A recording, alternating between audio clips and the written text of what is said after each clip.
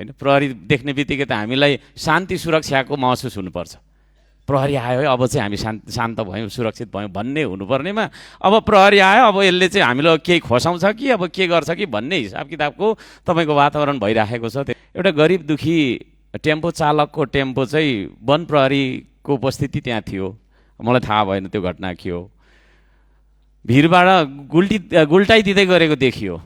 त्यो दृश्यले पनि चाहिँ तपाईँको हामी मर्माहत छौँ र गृहमन्त्रीज्यूको त्यो पनि त्यसतर्फ म ध्यान आकर्षण गराउन चाहन्छु र दोषी उप कारबाही होस् र क्षतिपूर्तिको व्यवस्था गरियोस्। त्यसै गरी घरको छानामा ढुङ्गा हान्दै गरेको पनि देखियो। अचम्म लाग्छ हिजो आज प्रहरी यसरी उद्दण्ड भएको देख्दा हैन। प्रहरी देख्ने बित्तिकै त हामीलाई शान्ति सुरक्षाको महसुस हुनुपर्छ।